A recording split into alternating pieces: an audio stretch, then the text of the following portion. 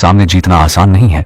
अचानक उसने एक बेहद तेज और अजीब चीख निकाली। वह सिर्फ गुस्से में नहीं चिल्ला रहा था, बल्कि अपनी रक्त रेखा की शक्ति से पूरे क्लासरूम में मौजूद दूसरे अधूरे रूप से बदले हुए राक्षसों को आदेश दे रहा था। अगले ही पल सभी राक्षसों की आंखें लाल हो गईं। उनके शरीर का मांस और भी ज्यादा फटने लगा और वे पहले से कहीं अधिक डरावने दिखाई देने लगे। उन्होंने अपने सामने पड़े इंसानी शवों को छोड़ दिया और एक साथ मेरी तरफ झपट पड़े। उधर रक्तचंद्र दानव पक्षी चुपचाप छत के पास उड़कर सही मौके का इंतजार करने लगा। मैंने बिना घबराए अपना दायां हाथ आगे बढ़ाया। अचानक मेरी पीठ के पीछे घूम रही आदिम दिव्य आभा सिमटकर एक विशाल काला सुनहरा युद्ध कुल्हाड़ा बन गई। वह था पांगू का दिव्य कायतियन कुल्हाड़ा। मैंने कुल्हाड़े को कसकर पकड़ा और पूरी ताकत से जमीन पर पैर मारा। धड़ाम, फर्श में गहरी दरार पड़ गई। मैं आंधी की तरह राक्षसों की ओर दौड़ा। हवा में छलांग लगाते ही मैंने अपने शरीर को घुमाया और पूरी शक्ति से कुल्हाड़ा चलाया। एक चमकदार सुनहरी धार बिजली की तरह हवा को चीरती हुई निकली। अगले ही पल चारों राक्षस लगभग एक साथ बीच से दो टुकड़ों में कट गए। उनके शरीर जमीन पर गिरते ही पूरा क्लासरूम खून से भर गया। यह देखकर छत पर छिपा रक्तचंद्र दानव पक्षी पागलों की तरह चीखता हुआ मेरी तरफ टूट पड़ा। उसे पता था कि अगर अब भी नहीं लड़ा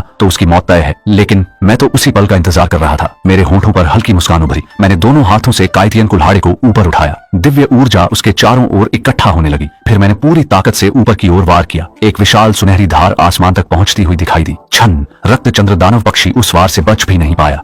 एक ही प्रहार में उसका शरीर कमर से दो हिस्सों में बढ़ गया। उसका रक्त हवा में बिखर गया और दोनों टुकड़े जोर से जमीन पर आ गिरे। सबसे खतरनाक राक्षस के मरते ही पूरा क्लासरूम अचानक शांत हो गया। बचे हुए सभी राक्षस मेरी ओर डर से देखने लगे। उन्हें मेरे शरीर से निकलती पांगू की दिव्य आभा साफ महसूस हो रही थी, लेकिन मैंने उन्हें जरा भी मौका नहीं दिया। मैं बिजली की गति से आगे बढ़ा और एक एक करके बाकी सभी राक्षसों का भी अंत कर दिया। सिर्फ 3 मिनट के भीतर पूरा क्लासरूम राक्षसों से खाली हो चुका था। अब वहां सिर्फ बचे हुए छात्र, चारों ओर फैला खून और राक्षसों की लाशें थीं।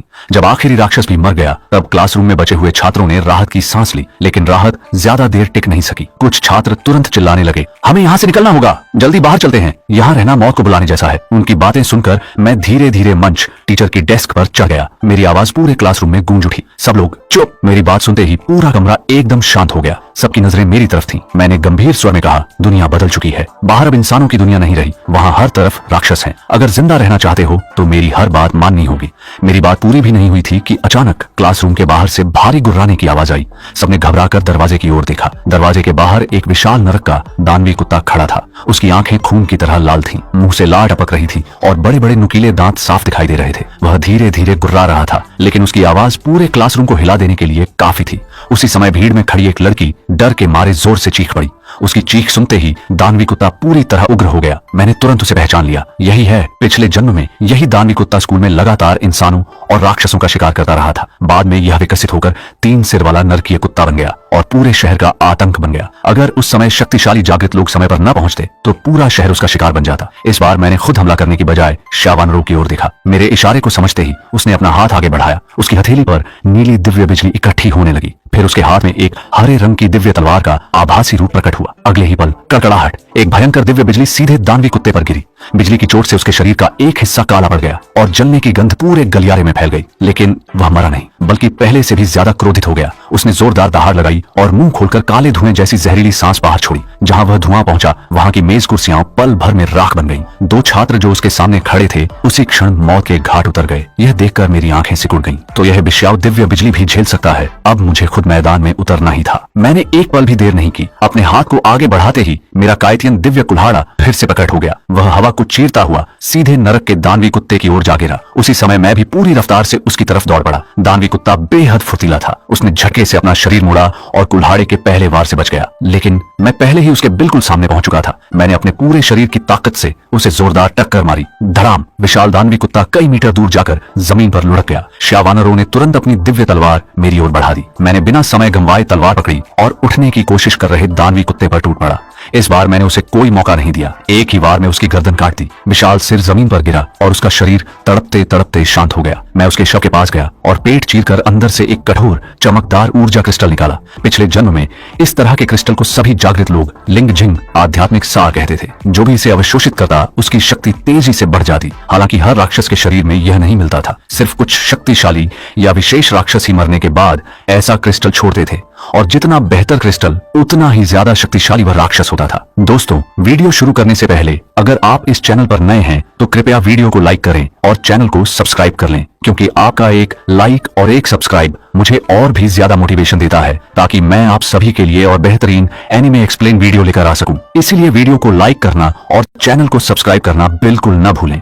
मैंने कुछ क्षण उस क्रिस्टल को देखा, फिर बिना किसी झिझक के उसे श्या वानरों की ओर बढ़ा दिया। पिछले जन्म में उसने मेरे लिए अपनी जान तक दांव पर लगा दी थी। इस जन्म में मैं चाहता था कि वह मुझसे भी ज्यादा शक्तिशाली बने।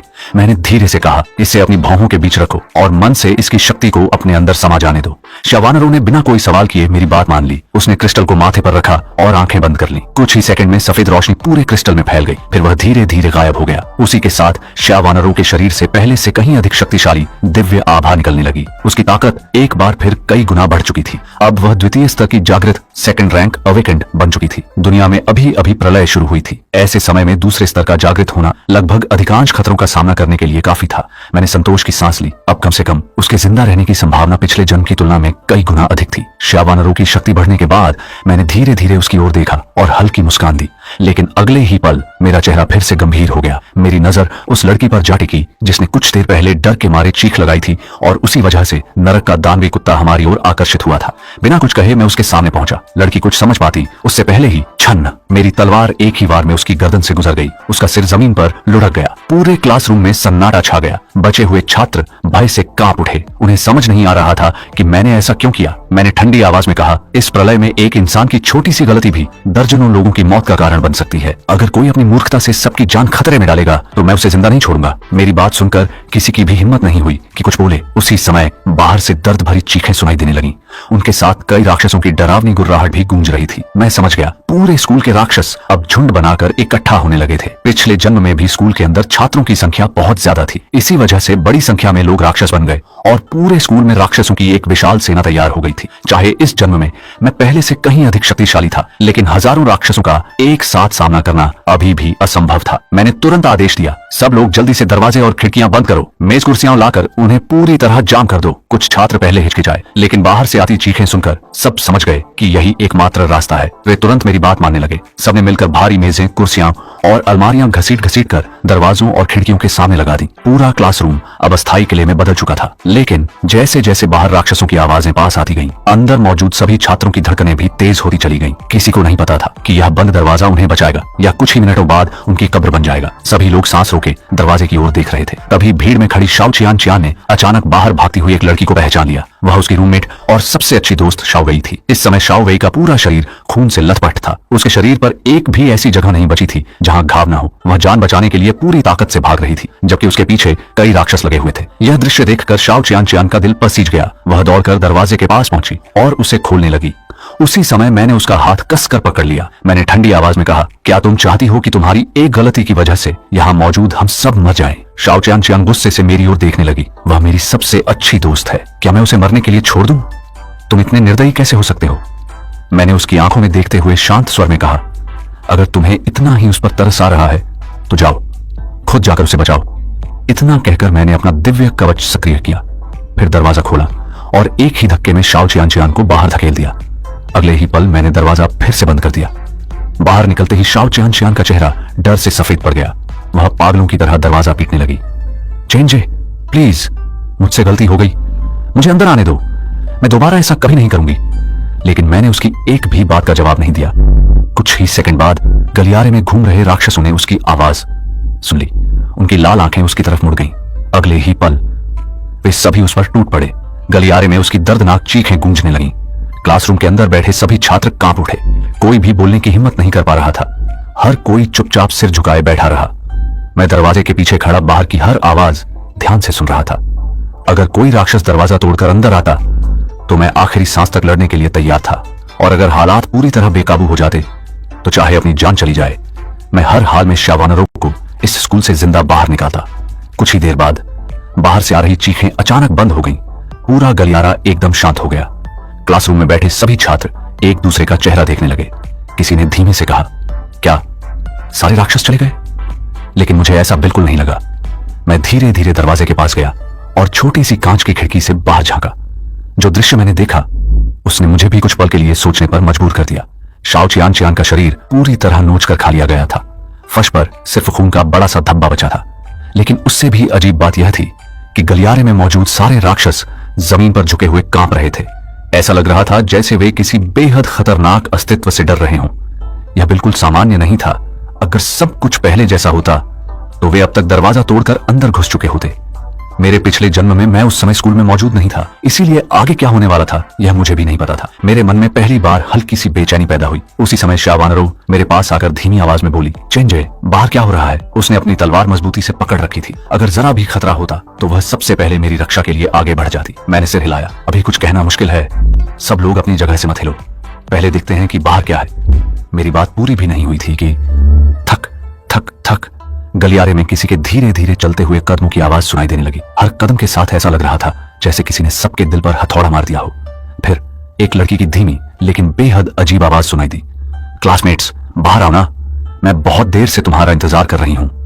मेरे पास बहुत स्वादिष्ट चीजें हैं, सब मिलकर खाते हैं। उस आवाज को सुनते ही क्लास के कई छात्रों का चेहरा सफेद पड़ गया। किसी ने कांपती आवाज में कहा, ये तो झाओ शाओलू की आवाज है, लेकिन उसने तो आज छुट्टी ली थी।